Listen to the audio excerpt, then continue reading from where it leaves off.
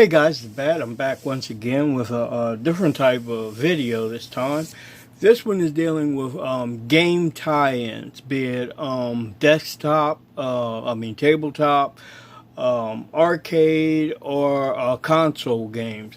And this collection that I have isn't a totality of games that were incorporated in the comic books. This is just some of what I have that I dug out from my collection. And I'm quite sure I missed quite a few. So if I do go back and pull those out, I'll make a part 2 to this video. Starting with this book here, Dragonlance is part of the Advanced Dungeons and Dragons line of tabletop games. Advanced Dungeons and Dragons, or Dungeons and Dragons, started out in 1974 and is still present to this day. It's still big. In fact, it's super big. Of all the people that actually play Dungeons and Dragons. And with the advent of Stranger Things, the show, it has brought in a lot more people back into playing tabletop games from Dungeons and Dragons and other types of tabletop games. So there's been quite a resurgence in that avenue of gaming. And this was way before video consoles, all that was even thought about. This was the way people played games. And that's issue 1 of Dragonlance, and this is issue 1 of Advanced Dungeons and Dragons from TSR. Now we're getting into some arcade games. Dragon's Lair, issue number 1, was the arcade was made in 1983 by Rick Dreyer and Don Bluth. It was an animated arcade game where instead of using digitized characters, it was totally animated. I think it used Laserdisc technology that at a certain point it showed it played like a movie, but at certain points it would flash, and you either had to make a decision to either go left, up, right, down, or whatever to continue the story. Depending on which way you chose, you either died or you conquered that little event. This was a quarter stealer. I remember when this came out back in the day, 1983.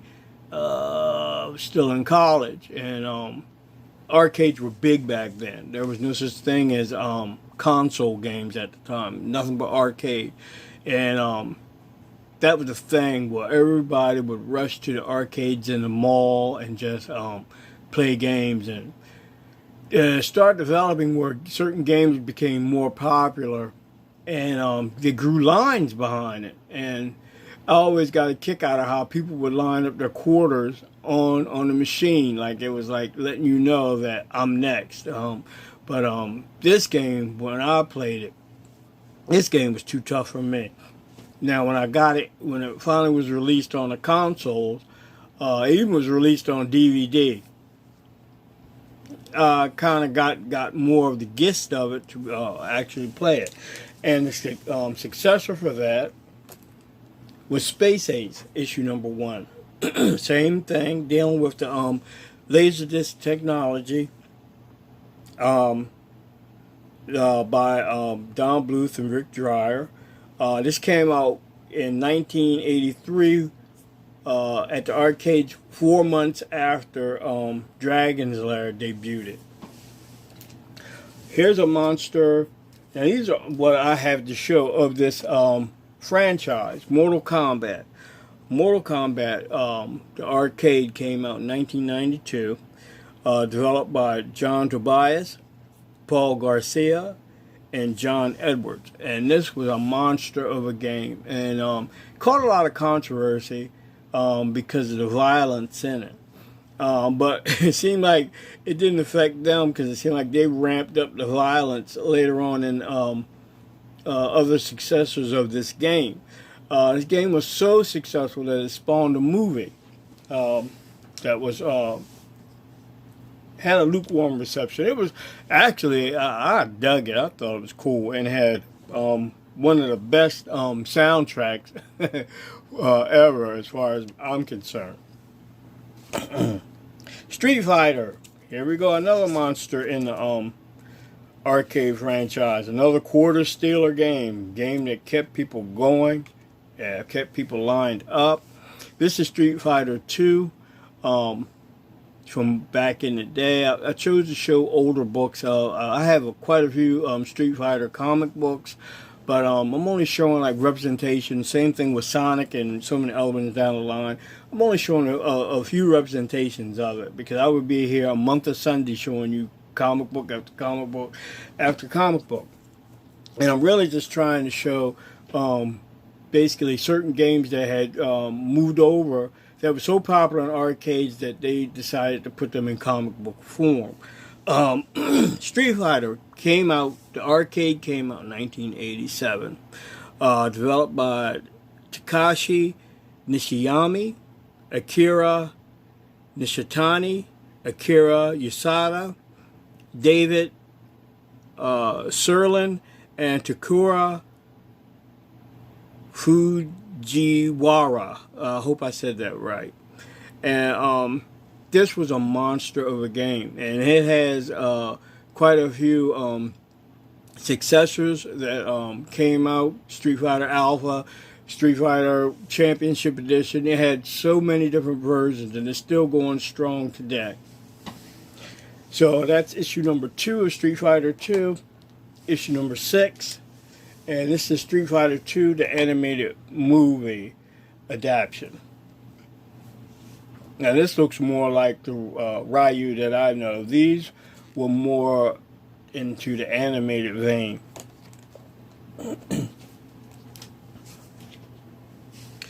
Darkstalkers. Now this was known in Japan as Vampire.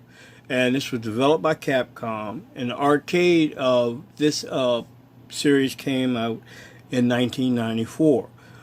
This is issue number 1. To me, it was like, I don't know, it kind of reminded me of Street Fighter, but the characters were more monster-based. Darkstalkers had a following, and still has a following today, but it's not as intense as Street Fighter is. But it's a great game. And I liked it a lot. I really loved the animations, and the women were drawn, represented pretty thickly, if you understand what I'm talking about. Shinobi. This arcade came out in 1987. This is the first appearance in comic book form, Shinobi. It was a side-scroller game, and it was developed by Sega itself. This is a Medina cover, and I'm pretty glad to have it. Let me center that just a little bit more. Now, getting into one of the monsters of the gaming world, and that's Sonic the Hedgehog. Sonic was developed in 1991. It came out in 1991 for the Sega game. It was a platforming game. This is a monster. It's still today is super popular. Just had a movie that was super popular. And what more can you say about Sonic? Everybody knows who Sonic is. This is issue number 0. And as you can see, it's the older looking Sonic, where he was more like a kid, kind of rotund, or a little rounded more. And I also wanted to represent it with issue number 1 of Sonic the Hedgehog. Cover and art, I think, in this issue were drawn by the great Scott Shaw. Then you had Sonic and Knuckles, which came out in 1994, which was a monster of a game. I remember when this came out, my kids, they were real young in 1994, and I mean, we played that game to death. And even like when they went to bed, I think I was up playing Sonic and Knuckles and all those Sonic games. I loved Sonic, great game, really captured the spirit of gaming. And Sonic had so many iterations. Here we go with Sonic Racing, which was also known as, well, in the arcade version of it, it's called Sonic and Sega All-Star Racing. Came out in 2010, the arcade game. Well, not the arcade game, the console game came out in 2010. Then you had other types of Sonic games. Sonic R, I can't remember all of them, but it was, a lot. And I threw this in just to show Sonic Live issue number 1. Mega Man, another Capcom creation. Mega Man is real popular. He's also known as Rockman in Japan. He made his debut in console gaming in 1987, developed by Sega. And he has multiple successors to his gaming. He's not as popular in the comic book realm, at least not in America as far as I can see. They're selling, this is a DW version, this is one of the older, I think the first actual Mega Man, and this is the Archie comics issue number 1 for Mega Man. And he's a cool character, game is hard as heck to play. Those type of games I have a time with. There's just too much going on for my hands to keep up with, but it's a great game. Now here's an older game. A lot of people may not remember this game. This game came out in 2000 from LAIR. This is Perfect Dark issue number 1. Perfect Dark was a first-person shooter from LAIR. When it first came out on console, it was very popular. Super popular. And I don't know why it didn't catch on, but initially everybody was crazy about Perfect Dark. But some things catch and some things don't. But you never know. She may have a resurgence, and you'll see her again. Dragon Age. This is Dragon Age Mage Killer issue number 1. Dragon Age came out in 2009, developed by BioWare. As you can see, BioWare and EA Games up there. It's still going strong today. I've played quite a few of the Dragon Age games. They're okay. I like them. I like them a lot. They're pretty good. Tekken came. This is Tekken number 1A. The game came out by Namco in 1994. It's another great fighting game that has stood the test of time and is still being made today. Now, Tomb Raider, I could have showed a whole bunch of Adam Hughes covers, but I chose just to show the first issue of Tomb Raider by Andy Park. Still a great cover. But like I said, if I had to show for each and every one of these, all the books that I have, I'll be doing this for a month of Sundays. But Tomb Raider, getting back to Tomb Raider, came out in on the consoles in 1996, and it was developed by Eidos Interactive, or Eidos, whichever way you want to pronounce it. This was a great game, and what was so cool about it, it was so good that you didn't really think about the fact that she was a female or if she was a male. She was just a great developed character. Now you had your fanboys that was really interested in one aspect of her. I'm not gonna really get into that, but it took on a wave of its own with people trying to do things with mods and everything with her or whatever. But as a platformer game, this game was good, very well developed story, intriguing puzzles, just great all the way around, and it's still going strong. Spawned movies. A lot of women when they do cosplay. She was very popular then. Still popular now. Here's an obscure game. Let me see. Let me take some of this down. Exo Man of War. Iron Man and Exo Man of War. This is issue number 1 from Valiant. And this game came out in 1996 from Acclaim Entertainment. I remember this game. I never played it. And it was just odd that you had Iron Man teaming up with Exo Man of War. A lot of people didn't even know who Exo Man of War was. You know, he was a Valiant character, but at that time, Valiant wasn't popular in the arcade circles, and it wasn't really that popular in comic books. I mean, they were burgeoning and they were, you know, coming out, but it was just amazing how that they decided to team these two up in an arcade game. And I also have the variant first issue, or if that's the first issue and the other one's the variant. Let me see. Well, one of them's the variant. Now here's another obscure game that was pretty good. I liked it when it came out. Mace Griffin, Bounty Hunter. It was developed by Warthog Games. This is issue number 1. The game came out in 2003.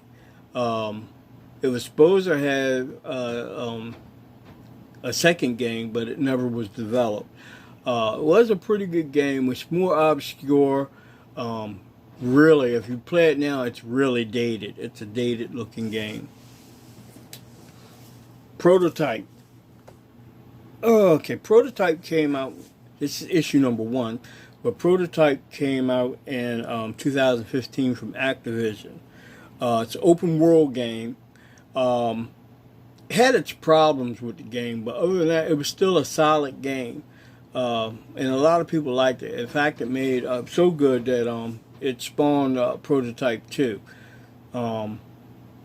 And that's about it for that. Here is Assassin's Creed, a fan favorite. This is issue number 1. Assassin's Creed came out 2007 from Ubisoft. Spawned many successful more games, versions of it, and it is still strong today.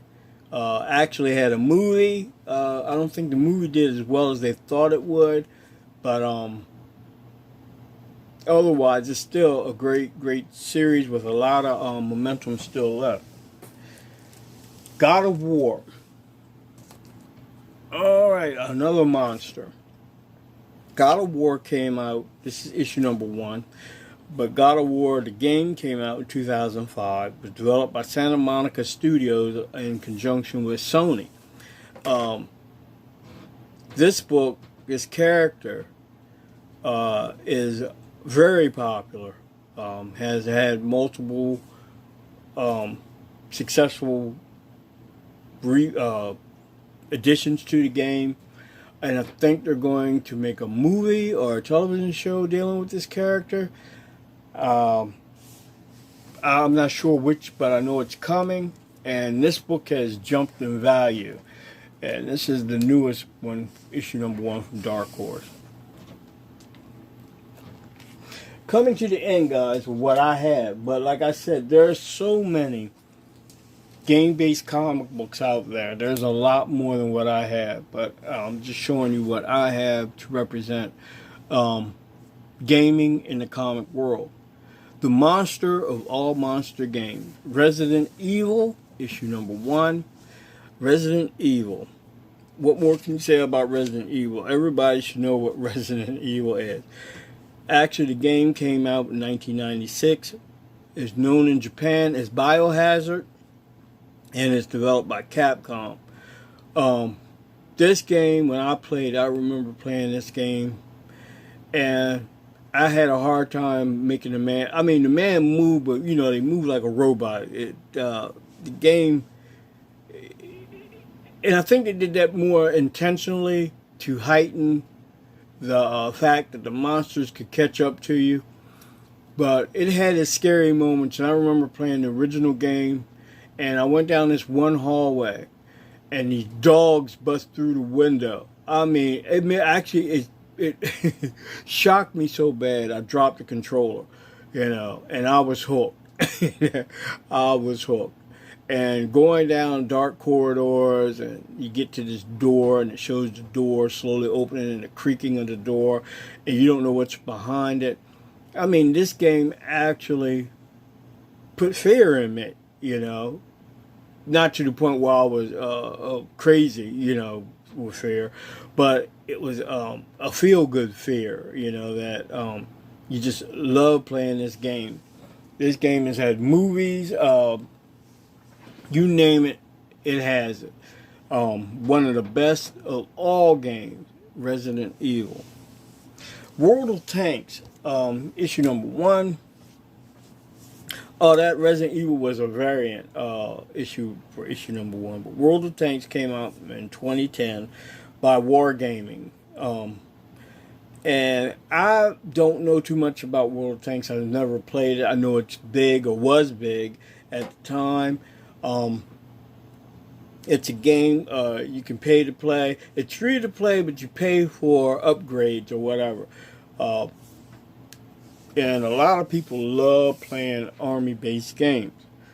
So, moving on to my next book, Gears of War. Gears of War, this is issue number 1, and came out as a game in 2006 from Epic Games on the Xbox, and has been moving on ever since. It's still making games to this day. A lot of people really are fanatical about Gears of War. Great game. I got that issue, and I have the GameStop exclusive issue number 1. Call of Duty. Man, what this game is in itself one of the pillars of the gaming community. Call of Duty. This is Modern Warfare 2, issue number 1, Ghost. But Call of Duty came out in 2003, developed by Activision, and it hasn't looked back since. The advent of being able to play person versus person, or on teams, survival mode or whatever, this game covers all of it. My sons still play this game. In fact, I think one son is upstairs now playing a Call of Duty game. What more can you say about it? Call of Duty, one of the pillars for right now in the gaming community. Now this one, a lot of people, I call it Deus. Some people call it Deus Ex, or whatever, however they pronounce it. But I always called it Deus Human Revolution, issue number 1. This is came out in game form in 2000 by Eidos Interactive. The main character is Adam Jensen. He's a cybernetic human that is like on a mission to uncover trouble within the world as far as world domination is concerned. I like the game. I like the way it looked. I like the way it played. Deus is a different type of game. It's not open world. You are confined to certain areas at certain times, but the game being able to um, what is it? He's like a cybernetic man that can put implants in his body to give him different types of powers, and you can switch them in and switch them out, or whatever you want to do when you play it so much that you get enough what you call them saved up to do it. Very well conceived game. Now this game holds a special place in my heart. Always has, always will. And that's Tom Clancy's Splinter Cell. This game, when it first came out, with Michael Ironside's gravelly voice, I was hooked. This game played differently than any other game at the time. It was more of a stealth type game, and he was like the best of the best. Sam Fisher was the best of the best, and he went on missions. And the whole idea of the game is to be in stealth. And I mean, I played this game to death. Every iteration of this game, I played it to death. And I still find myself going back to play these games. I love Splinter Cell. Always have. Always will. And I hope that they do a new one. And please get Michael Ironside to do the voice of Sam Fisher. Not taking away from the guy who took over and did it, but it just wasn't Sam Fisher, you know. And his character's so popular that he's even in Call of Duty games now. I don't know. I haven't played with him as Sam Fisher, but I just know that he's in it, and man, I just hope they bring another game out with Sam Fisher. Here's another game that kind of fell off. It was real popular. Mass Effect. Mass Effect actually came out. The game came out in 2007. And if I didn't say when Splinter Cell came, I'm sorry, it came out in 2002. Splinter Cell came out as a game in 2002. But Mass Effect was 2007, developed by BioWare. And the first two games were like great. The third game, Andromeda, fell into some problems as far as people were complaining about the gameplay. And the storyline wasn't all that good, from what I understood. I have the game. My kids have played it. I haven't heard no complaints from them. My son is a Mass Effect nut. My youngest son, he loves Mass Effect. But I could tell when he played Andromeda, it wasn't quite what he thought it was going to be. And I've noticed he goes back and he plays the first two a lot more. Now the monster, my favorite, even more than Splinter Cell, this game, when it came out, rocked my world. And it rocked a lot of people's world. In fact, it made a company. Without this game, this company would not be where this company is now. And I think you all know what game that is. And that is Halo. Xbox was a floundering game system. I mean, it was there, and it was okay. It was making money, but going up against the monster of PlayStation and Nintendo, it had a chore ahead of itself. But when this game came out, it changed the whole complexion of everything. This game, I don't know what to say. This game was so great, so good. The story was so good. And then when you thought it was winding down, it picked right back up. I mean, it just was amazing game. Amazing game. This is Halo Uprising issue number 1 from Marvel Comics. And the last book to show is the variant issue that I have to show in this bunch.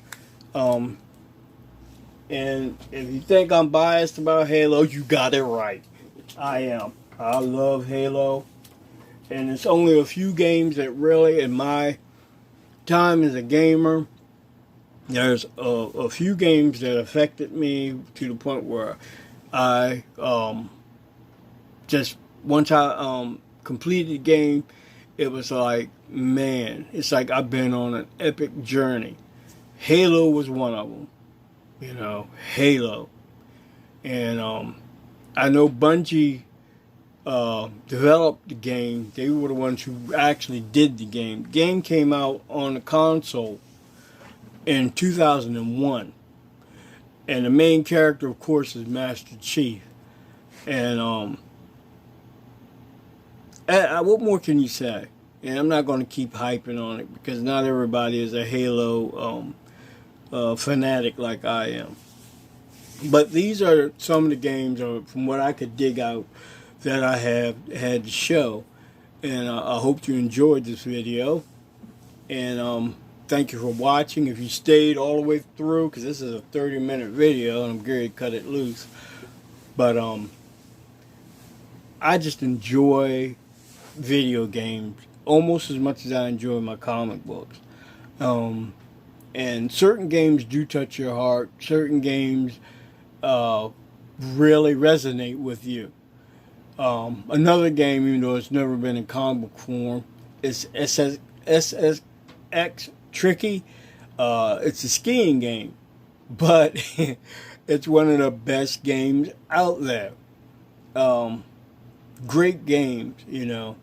But let me end this video because I could keep talking on and on about games and comic books or whatever. But y'all guys be well. I hope everyone had a great Thanksgiving, you know. And watch yourselves. Be careful out here. Just be safe. And I'll talk to you on my next video. Goodbye.